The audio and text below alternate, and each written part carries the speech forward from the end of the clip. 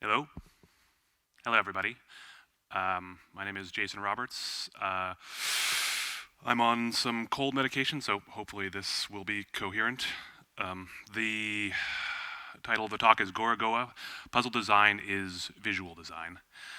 And Gorogoa is the name of my game. Hopefully you've played it. And to be clear, that title is not meant to be true of games in general. It's just true of my game. And actually, this talk is about how Gorogoa differs from other games, especially in the way that game design, puzzle design, and visual design are inextricably intertwined. Now, maybe it's because I spend a lot of time hanging out with mechanically focused indie developers, but the sort of conventional wisdom that I absorbed as I was learning to design games is that you begin typically with a mechanical prototype, and that prototype has gray box art or programmer art, and it's done that way for a reason, which is that you can iterate on mechanical ideas, try out a bunch of different things, throw out stuff that doesn't work. And if you make art, spend time making art for those discarded prototypes, then you've wasted resources, and the artist, their morale may suffer because they've put time into something that ended up being discarded through no fault of their own. And furthermore, if you make something too pretty too soon, then you might be seduced by its beauty, so the thinking goes, and fall in love with it for the wrong reasons because it looks good, even though it's mechanically flawed, and you end up keeping something that you should have discarded. So it's the ideal designer in this way of thinking is like a ascetic monk or like blind justice. Like you're never seduced by appearances. And I realize that sounds a little bit sarcastic, but in fact the conventional wisdom is right in most cases. I think that is a sensible way to make games, but like most conventional wisdom, this slightly overcorrects. And in that overcorrection creates a gap where games can exist that work precisely by defying that wisdom. And Gorogoa is a game like that.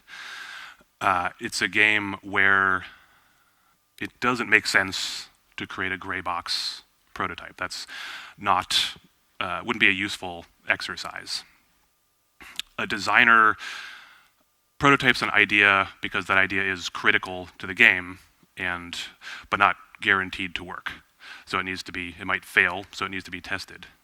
And usually at a different point in the process, art director or an artist will make an art test, which is designed to test a color scheme or a lighting scheme or a decorative or architectural style. But in this game, the mechanical prototype and the art test are almost the same thing. And to understand why that is, I'm going to talk about the core constraints on the game design. The first being the most basic, which is connection. If you've played the game, you know that the core mechanic involves two pictures connecting to form a new picture. Either by aligning along an edge horizontally or vertically, or by one stacking on top of another. And you might not think about it while playing the game, but what that means essentially is that every pixel along this boundary between two images has to match perfectly, or nearly perfectly. And that means that every pixel has the potential to create these outward radiating ripples of chaos in the design. Like this simple scene here, you have two images. This is just sort of a pathway that connects. The character walks from right to left. But these two scenes happen at two different times of day. The scene on the right is evening around sunset, and the scene on the left is later, after dusk. And the point is that as this sequence of tiles progresses, the character walks from evening into night, which made matching the lighting across the two scenes challenging. I had to add a shadow cast in the sunset scene in order for the colors to align with the evening scene. And I mention that because this scene, again, is conceptually very simple. It's just, I'm connecting a path a character crosses. But I wasn't sure whether it makes sense to connect two scenes with two different lighting schemes. So I have to solve lighting problems in order to make this gameplay concept work. This is a puzzle from later in the game. It involves connecting a trellis that's part of a wall with a section of a train map. And if I look at this piece of the train map, just the way the train map is designed, has a lot of buildings depicted on it. And this dotted line is the seam where two images need to join. And you can see that just because of the way the map is laid out, you've got these buildings that cross the seam. And because of that, I had to create matching architectural features in the other scene.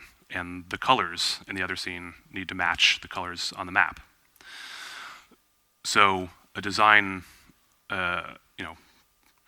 colors and shapes in one scene are always rippling across into another scene, determining the architectural design of this whole wall. And that's significant, especially because that same wall has to also work with another separate join puzzle. In this scene, we have a shelf in the top tile full of boxes and an exterior of a building in the bottom tile. And this, again, the blue line represents the seam where the two have to join. And it's a conceptually simple idea. This puzzle involves a rock falling from scene to scene. But really the whole challenge of implementing this has to do with finding forms and shapes that can plausibly connect between these two very different scenes. So for example, I have these two braided ropes that are around this box on the shelf. And it occurred to me that I could add spiral columns to this building edifice. But that's the kind of idea that I don't know if it's going to work until I actually try it. Like, the columns have to look plausible as part of a realistic architecture, and also just look nice. And as part of this, just kind of casting around for things that could be part of objects on a shelf, and that might also work with parts of a building, I created this bundle, wrapped up in twine, and figured out I could match it with this scaffolding on the building face. But having added that piece of scaffolding, I felt like I needed to add more scaffolding so that it would read better.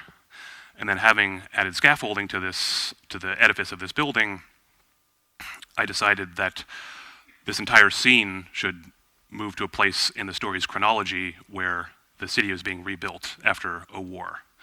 So just trying to solve the visual problem of connecting these two images creates these outward ripples that go so far as to affect narrative. And again, one of these scenes is exterior at sunset, and the other is interior lamplight. So matching the lighting across the scenes is always going to be an issue. And I haven't really proven that this puzzle, that this concept is going to work unless I get the lighting right. There are also puzzles in the game where you stack tiles. There's a hole in one tile and it fits over another one. They aren't quite as challenging as the alignment puzzles because the holes typically have a border around them, so they don't need that pixel by pixel registration. But alignment is an issue, alignment of forms. So I've got this staircase and these two gear shapes that have to fit together perfectly when they're stacked. And each scene individually has to work as a composition and look plausible. Like, the staircase has to make sense as a staircase and look like it wasn't designed to simply be part of a machine. Another class of puzzle in the game are what I call moving window puzzles. These are sequences where there's an image that fills the entire grid, and it's a static image. But the tile is a moving window, and as you move it around the grid, it reveals different parts of this image. And these sequences are so simple that they don't really deserve to be called puzzles, maybe. I mean, you start out in one corner of this image, and you're just searching for a target image or a target object. In this case, the player starts out in the corner of the map containing this city, and is searching the map for the corner containing this compass rose. And that's simple enough, except that the tile that contains this moving window can start in any of the 4 corners of the grid, which means that there need to be 4 different versions of this map, depending on which corner it starts out in. So again, this is a mechanically almost trivial concept, and all of the complexity is in laying it out spatially and making these visual design decisions.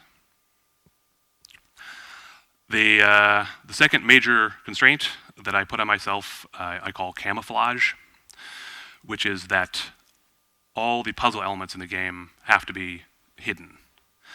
That is to say, if you look at a scene in the game and you didn't know it was part of a puzzle game, you wouldn't be able to tell. There's nothing that stands out that looks like it's part of a video game. And I think one way to understand that principle is to look at a case where it doesn't work perfectly. Here we've got this staircase that's just on top of a house. And I mean, there are potential justifications for it. It could be a guard tower. It could be some sort of cultural artifact, maybe for troubled spirits to ascend to heaven and not without bothering the people inside the house. But it also just looks like a piece of video game level that's stuck on top of a building. So here's a puzzle where a ladder joins another section of that same track map. And I've go to a lot of trouble to make sure that this ladder makes sense within the context of the scene. So there's a sawhorse here and this wheelbarrow over here to indicate that this is a building that's under repairs. So there's, I think of it as these objects as giving the ladder an alibi for existing within this scene. And why is this important to me? Because one of the core themes of the game is this idea that there are, all around us in the world, are hidden these sort of lost pieces of a cosmic jigsaw puzzle. And they could be anything. It could be a bird on a branch or a picture on a wall. And if we just assemble these pieces the right way, they'll contain some transcendental truth. And that fantasy is supposed to relate to a real world longing, a spiritual longing to find that kind of hidden meaning in the world around us. And in order to hope that those hidden cosmic puzzle pieces exist, they have to be hidden, otherwise we would have found them by now. Again, here we have this piece of this train track is supposed to be disguised as part of a trellis. Again, I don't know to what extent this works, but the idea is that everything you see has a plausible and natural role in the world. This train map probably looks a little bit too video gamey, but the idea is that within the context of the world, it could be real. Again, here's this 3-gear puzzle. You have one gear that's disguised, that's camouflaged as a flower, one that's camouflaged as a China pattern, and you've got this linear gear that is a staircase. And all these scenes have to work compositionally, and looking at any of them, apart from noticing that there's an unexplained hole in the card, they should make sense as scenes without you ever suspecting that these are puzzle components. Here we have a gear that is disguised as a sun. And note that the flower gear and the sun gear on the left look different from the flowers and the sun on the right side of this image. That's because in the game there's a a quote unquote real world, sort of like top level fictional layer, and in that reality is portrayed with a consistent level of naturalism. I mean, these are all pencil drawings, but for example, like in the scenes on the right, the sun can't have stylized rays, and the flowers, can't be perfectly iconic gear-shaped flowers. But the real world within the game contains lots of illustrations and paintings and stained glass windows. And I often make puzzles. These puzzles work visually by embedding the components inside this, these nested levels of illustration. And in this case, these two pictures are illustrations on the spine of two books on a library shelf. And I used to think of that as a kind of cheating. Part of what's the pleasure of designing the game is finding a way to hide these components in the world naturalistically. But because I was forced to create all these illustrations in order to make puzzles work initially, at some point I realized that I'm creating the culture of the game world, and especially this sort of religious or spiritual culture in creating all these objects and china patterns and paintings. And that is,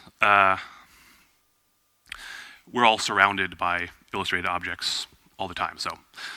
So that still satisfies my camouflage constraint. The third major constraint I call communication. And this is about giving visual clues to the player, helping them find visual connections so they don't stumble across all of them by accident. And some degree of accidental discovery is fine. That's part of the magic of the game, I think. But too much is frustrating. So I had to learn little by little how to guide. This was one of the hardest lessons I had to learn, is to just guide the player's eye so that they find these connections. For example, one technique is to use these long shapes, these long forms that run perpendicular to the join edge. So like this yellow shelf, a yellow ladder. And you can see how the desire to make this, to communicate with the player is at odds to some extent with the camouflage constraint. Like I want this shelf and the ladder to be distinctively colored, but then I'm turning down the saturation on the ladder because I don't want them, again, I don't want anything in the game to look like it's part of a game, which can be a very challenging constraint. Another technique I use a lot were these shapes that are obviously bisected, half circles. And I think the eye naturally wants to find the missing half of something, like the missing half of a locket or something like that. And also repeated shapes, repeated patterns that advance towards the join edge, and that causes the eye to extrapolate that pattern and again look for continuity. But again, there's always this tension between giving a clue to the player and disguising the communication, and that tension runs throughout the project. And I also don't like to use the same, like if in the classic way to communicate in a game like this might be to sort of say always use the color orange in a scene when two scenes have to join. But I resist doing that because if you play the game and you've always got the color orange, you're going to see that as a game design component, which, for better or worse, I was determined to resist. Now this this puzzle here, or these clues here, which we looked at earlier, you've got these very brightly colored ribbons. So this is one of the last puzzles I put into the game, and it's got one of the loudest pieces of visual communication. These very pronounced ribbons, because it's a complicated puzzle, and players need to make several connections in order to solve it. But that loudness is not necessarily at odds with this goal of camouflage. I just need to build the scene around making these bright components sort of narratively plausible. Like the scene on the left is set in a basement where artifacts from cultural and religious artifacts have been gathered. So these ribbons are sort of ceremonial ribbons that might wrap a box of sacred objects in a temple, or parts of vestments or altar cloths. And the scene on the right is a museum. So that's another place where we might find brightly colored decorative objects. So I carefully sort of narratively construct these spaces so that something can be both a loud clue and also disappear into the world. And yeah, this is the same thing. This colorful banners hanging on the outside of the window are justified because this is a museum. These are banners advertising exhibits inside. I put a ton of work into this kind of camouflage. So those are the three major constraints, and I hope it's clear that making the basic mechanic work puts most of the weight on visual design. People often ask me how the game is designed. Is it prototyped on paper? And the answer is that it can't be prototyped. Most of the puzzles are simple in concept. I can draw a sketch of 3 gears connecting, or a sketch of a rock falling from scene to scene, but then I've solved maybe 5% of the challenge of actually making that work. I have to actually build things and advance the art pretty far in order to feel like I'm actually making a puzzle work. The art in the game, at least initially, started with pencil art, just pencil on printer paper. Then I would scan it, fill it in Photoshop, and then color and shade it. As time went on, I started making these visual prototypes that are in Photoshop, because I needed to test these minutely detailed aspects of the design. This is an earlier draft of that building edifice. So I'm trying to see if this spiral column design makes sense. Again, because the lighting often has to match across 2 different scenes, I have to solve the lighting problem when making what is for me, a mechanical prototype. So I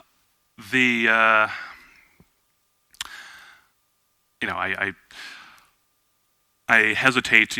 This is the only game that I have ever made, so I don't, and I've only seen other projects from the outside.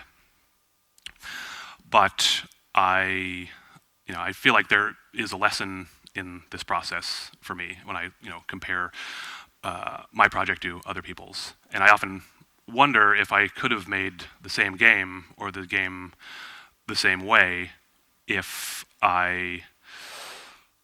instead of being one person, I were 2 people. Could this game have been made by a collaboration between a game designer and an artist? And I will assume that both the designer is a better game designer than I am, and the artist is a better artist than I am, because each one will have focused all their time on honing a single skill. But the 2 are still limited by the interface between them. They have to communicate using language, or you can communicate using prototypes, or an artist can make sketches, and those are higher bandwidth forms of communication, but they're also more expensive and they take more time. And it's not just about communicating ideas, it's about selling ideas. If you're part of a team, then you typically need to persuade people that that your ideas can work. I mean, unless one of the two members of this team is completely subordinate to the other, as sometimes happens, the designer may perfect the design mechanically and then hire an artist later in the process, in which case, the artist can only exert so much influence over the design.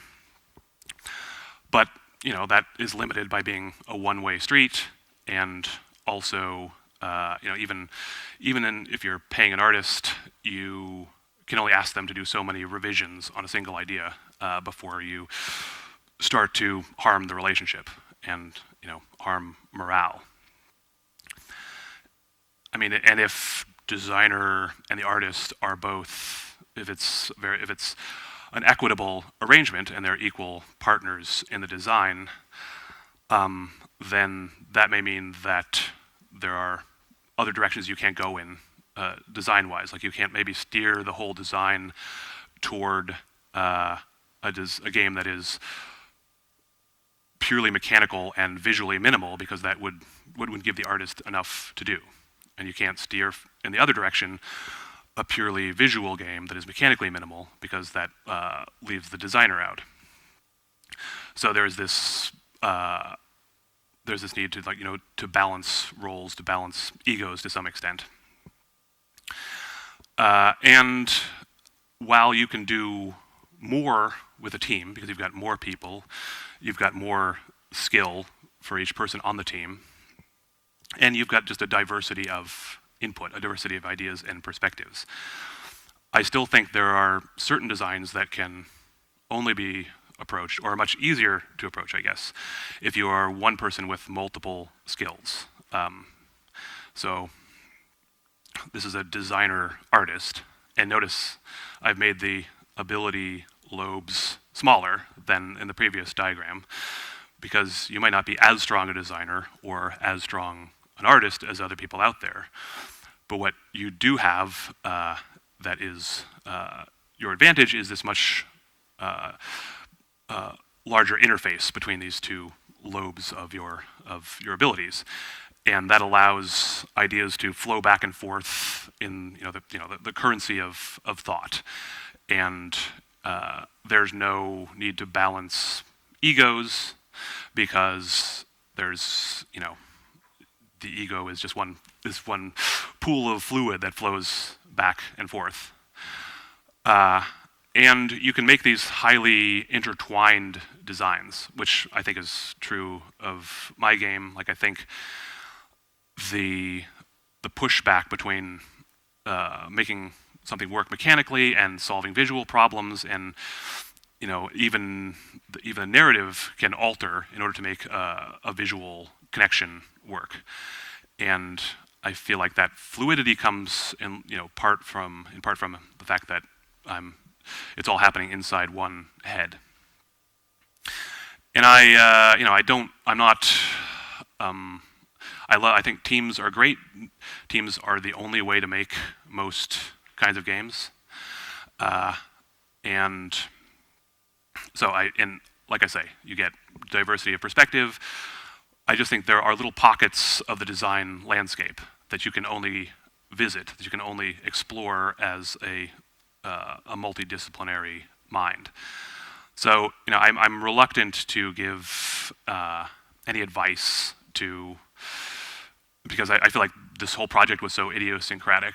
But if you are, especially if you're a lone developer and you possess more than one skill, like maybe you are a game designer and a musician, then I think by approaching a design where music and game design are inextricably linked together, then you can go to a place where a larger team might actually have trouble following you, because teams need structure to function, and there are some problems that can only be solved or work precisely in the absence of that structure. So yeah, that's as a multidisciplinary person, that's your competitive advantage. You can go to a place that no one else can go. Larger teams can't go. It's like squeezing into a crack, and then no one can follow you. So your game will at least have the virtue of uniqueness.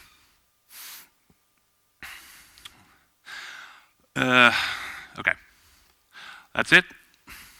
I'm Jason Roberts. This is my contact info. I hope that was useful.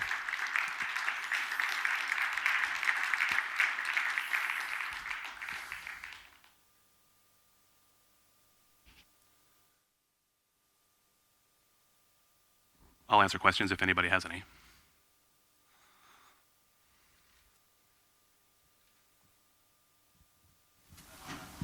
Okay. Oh, wait.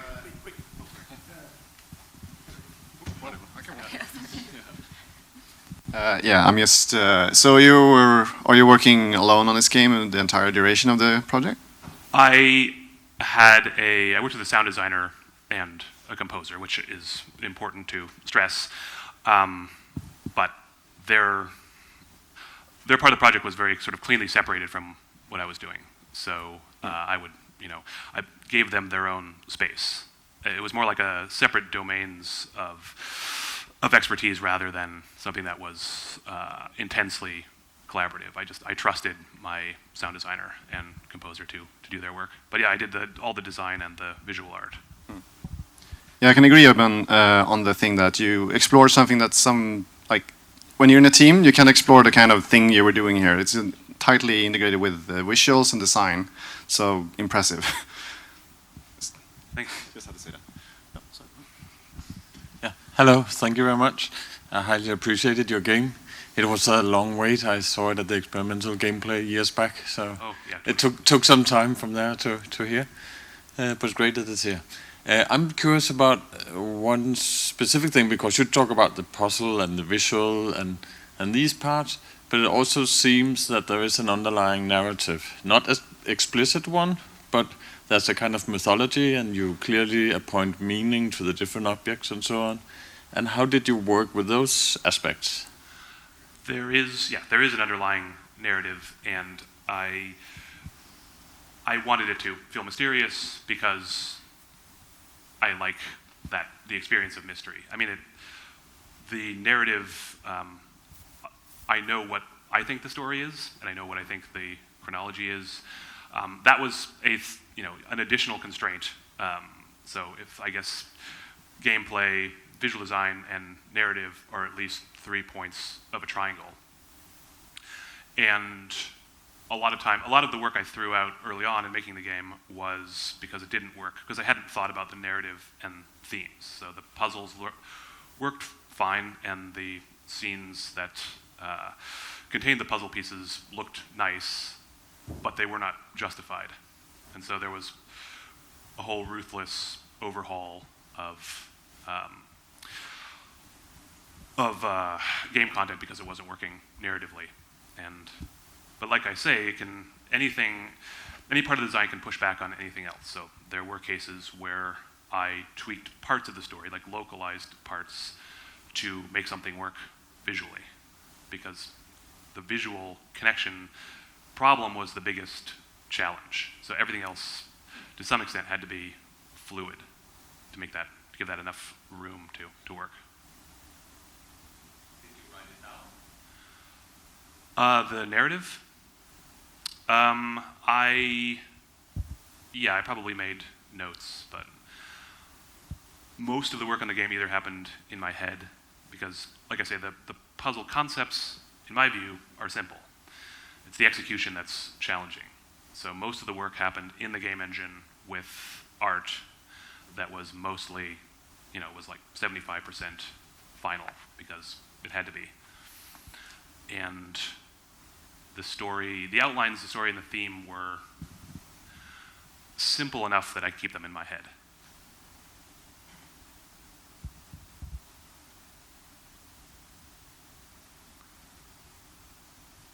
Is that it? I think that's it. All done? All right, well, thanks everybody.